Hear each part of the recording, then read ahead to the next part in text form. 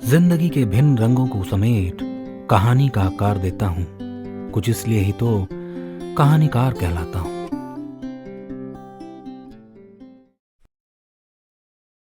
मित्रों, हमारी कहानियां सुनने के लिए हमारा चैनल सब्सक्राइब जरूर करें और याद रहे बेल आइकॉन दबाना ना भूलें। मित्रों, सुना रहा हूं आगे की कहानी, हॉरर ऑफ द नुआम्बी विलेज भाग 2। एक ऐसे गांव की कहानी जहां लगभग 6 महीने अंधेरा रहता है और 6 महीने उजाला। जैसे ही अंधेरा होता है लोग उस गांव को छोड़कर भाग जाते हैं। बता दूं, यह कहानी काल्पनिक है और सिर्फ मनोरंजन के लिए बनाई गई है।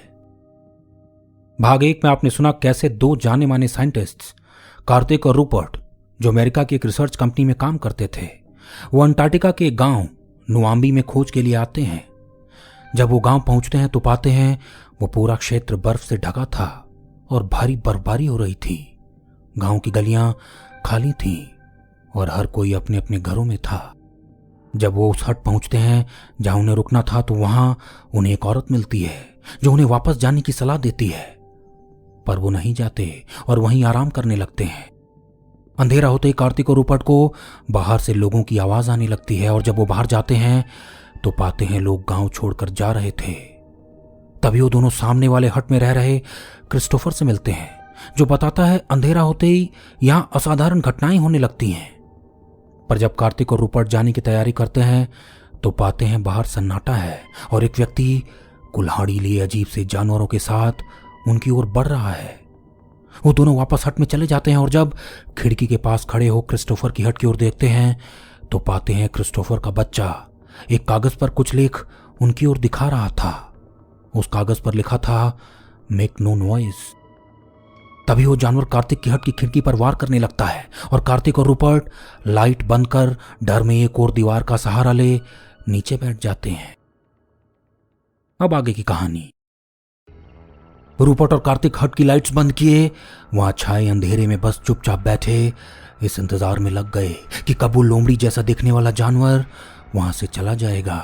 लेकिन वो जानवर अभी भी गुर्राते हुए उसी खिड़की पर बार बार पंजे मार रहा था। ऐसा लगता था मानो वो बस किसी तरह अंदर आ जाना चाहता था और उन दोनों को अपना ग्रास बना लेना चाहता था। डर उन दोनों पर इतना हावी हो चुका था कि ठंड में भी उनके माथे पर पसीने की बूंदें देखी जा सकती थी। दोनों इस कदर खौफ में थे कि हर आहट उनके शरीर में एक सिरहन छोड़ी जा रही थी। वो दोनों अपनी फटी आंखों से एक दूसरे का चेहरा देख रहे थे। अचानक चारों ओर एक अजीब सा सन्नाटा छा गया। वो जानवर जो बाहर था वो शांत हो गया, मानो उसने उन दोनों को बख्श दिया हो। लगता है वो खूंखार जानवर चला गया, रूपर्ट ने धीमी आवाज में कहा। हाँ, पर ये अचानक इतना सन्नाटा। कार्तिक को कुछ समझ नहीं आ रहा था कि तभी सामने लगे दरवाजे पर भयानक आवाज आने लगी, मानो कोई बाहर से उस दरवाजे पर प्रहार कर रहा हो। कोई दरवाजा तोड़ना चाहता है, रूपर्ट कांपते हुए बोलने लगा। कार्तिक ने लड़खड़ाते कदमों से उठ सामने लगी टेबल की ओर बढ़ उसे दरवाजे के पीछे टिका दिया ताकि दरवाजे को सहारा मिल सके। रूपर्ट ने भी सोफे को खिसका दरवाजे के पीछे लगा दिया, पर वो आवाज और तेज होती जा रही थी। दोनों ये दृश्य देख वहां सहमे अंदाज में बस अपनी सांस रोके उस दरवाजे की ओर देखने लगे। वो बस एक जगह जमे खड़े रहे। वो भयभीत अंदाज में अपनी मुट्ठियों को नीचे इस कश्मकश में थे कि कहीं वो दरवाजा टूट गया तो क्या होगा। पर अंधेरे का रहस्य वहीं खत्म नहीं हुआ। उस दरवाजे की भयानक दस्तक खुद ब खुद बंद हो गई। थोड़ी देर मूक अवस्था में खड़े रहने के बाद रूपर्ट और कार्तिक की सांस में सांस आई। वो दोनों धीमे कदमों से नीचे की ओर झुकते हुए उस खिड़की पर आ गए जहां से वो सामने वाली हट देख सकते थे। कार्तिक ने धीरे से अपना सर उठा खिड़की से बाहर की ओर देखा तो वो कांप उठा। वो बच्चा अभी भी सामने वाली हट की खिड़की पर खड़ा था और अपनी लाल आंखों से कार्तिक की ओर घूरे जा रहा था। कार्तिक को देखते हुए उसने फिर से एक कागज हाथ में ले खिड़की पर चिपका दिया। कागज पर लिखा था, लुक अपवर्ड्स। कार्तिक ने हैरानी में ऊपर की ओर देखा। सामने वाली हट के ऊपर अजीब से जानवर चल रहे थे। उनकी लंबी पूंछ थी और आगे से वो बिल्कुल लोमड़ी जैसे दिखते थे। लेकिन वो बहुत बड़े थे, उनकी पतली लंबी टांगें थी और पंजे नुकीले और खतरनाक थे। वो अपनी चमकती हरी आंखों से इधर उधर देख रहे थे और गुर्रा रहे थे। कार्तिक ये सब देख सुन्न सा हो गया, उसके मुंह से शब्द भी नहीं निकल पा रहे थे। रूपर्ट से कार्तिक की हालत देखी नहीं गई। उसने कार्तिक से पूछा, क्या हुआ है? क्या है बाहर, जिसको देखकर तुम्हारे चेहरे का रंग उड़ गया है? बाहर वैसे ही खतरनाक जानवर घूम रहे हैं, जैसे तुमने बताए थे। वो सामने वाली हट की छत पर चल रहे हैं, पर ऐसे जानवर इस दुनिया में कैसे हो सकते हैं? कार्तिक ने अपने कांपते हाथों से सामने पड़ी एक पानी की बोतल को उठाते हुए कहा, मुझे लगता है गांव के लोग सच कह रहे थे। यहां अंधेरा होते ही अजीब से जानवर और लोग आ जाते हैं। क्या अब हम यहां से जिंदा नहीं निकल पाएंगे? रूपर्ट ने कहा। उन दोनों की बात आगे बढ़ती उनकी हट की छत से आवाज आने लगी, वो जानवर लगता है अब हमारी हट के ऊपर चल रहे हैं। रूपर्ट ने डरते हुए कहा, श्श। कार्तिक ने अपनी उंगली से रूपर्ट को चुप होने का इशारा किया। वो धीरे से ऊपर की ओर जाने लगा। कहां जा रहे हो? रूपर्ट ने पूछा। हमें चलकर देखना होगा, आखिर ये सब चल क्या रहा है। हाथ पर हाथ धरे रहेंगे तो हम वैसे ही मारे जाएंगे। कार्तिक यह कह धीरे धीरे ऊपर जाने लगा। वहां की खामोशी में उसके मंद कदमों की आवाज चरमराती लकड़ी की सीढ़ियों पर साफ सुनी जा सकती थी। रूपर्ट भी उसके पीछे पीछे हो लिया। हट के ऊपरी हिस्से की ऊंचाई कम थी और यह हिस्सा चारों तरफ से लकड़ियों का बना था। एक तरफ कोने में कई छोटी लकड़ियों के टुकड़े पड़े थे और दाईं ओर 2 बड़ी कांच की खिड़कियां लगी थी। उनमें से एक खिड़की ऊपर छत वाले हिस्से में लगी थी, जो बाहर ऊपर की तरफ खुलती थी। कार्तिक और रूपर्ट ऊपर आ गए और सर झुका इधर उधर देखने लगे। यहां तो अंधेरा ज्यादा है, रूपर्ट ने कहा।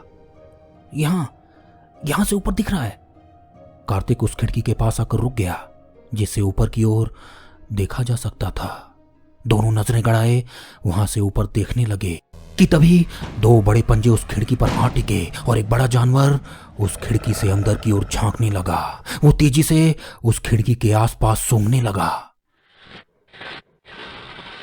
उस जानवर को अपने इतने करीब देख रूपर्ट की चीख निकल गई।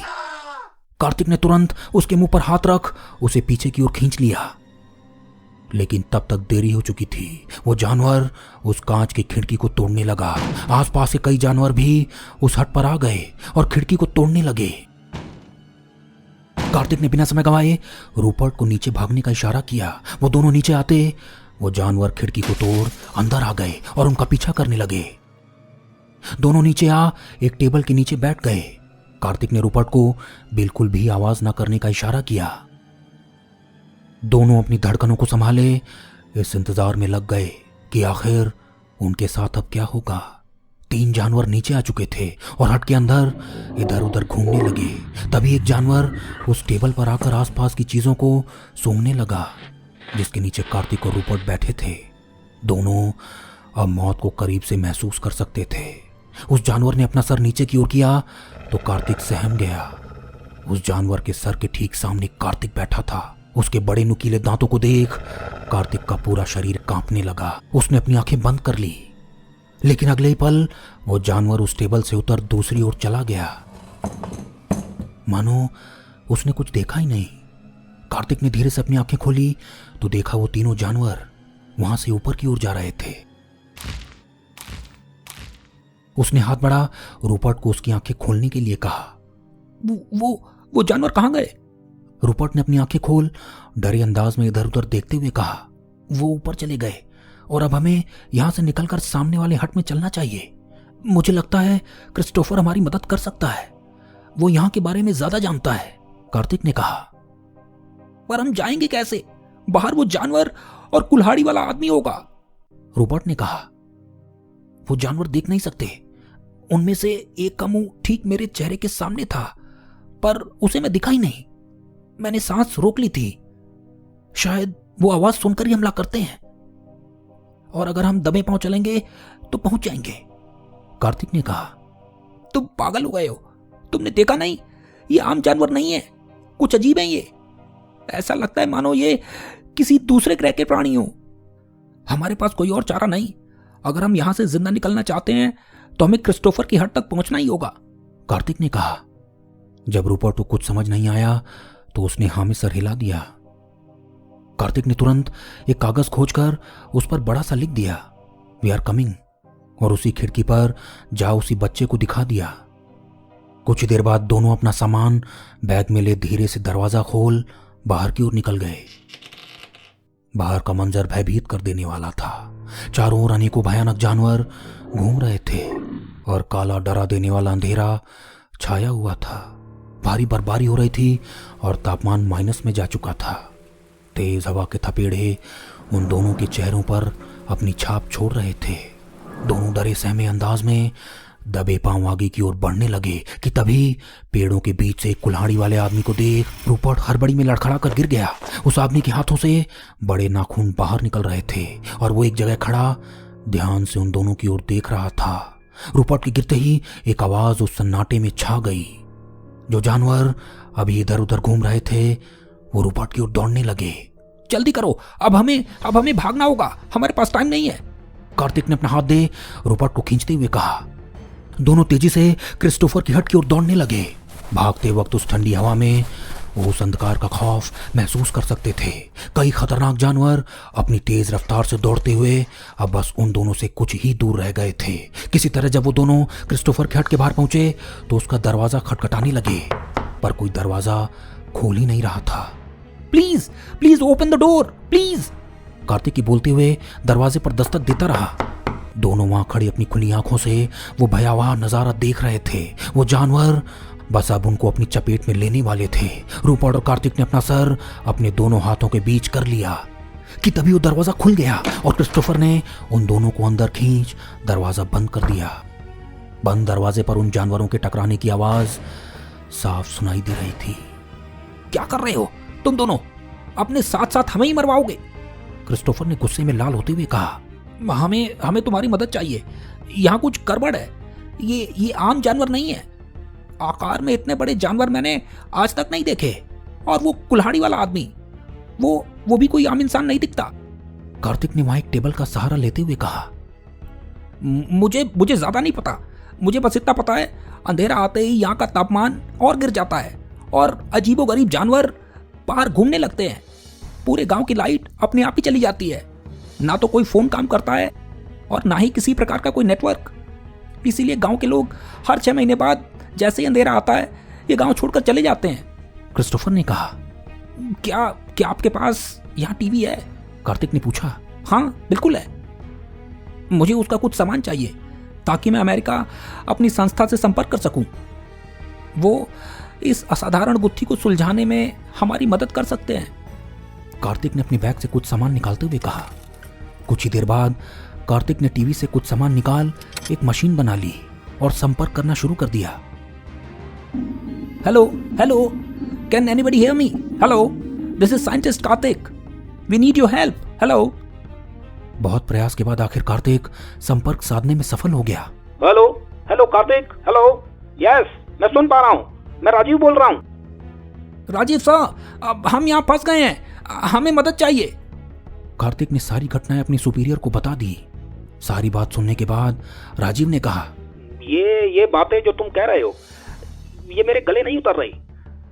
हालांकि उड़ती उड़ती खबर मैंने भी सुनी थी और ये भी सुना है कि जो भी इस रहस्य को सुलझाने वहां गया वो जिंदा वापस नहीं आया।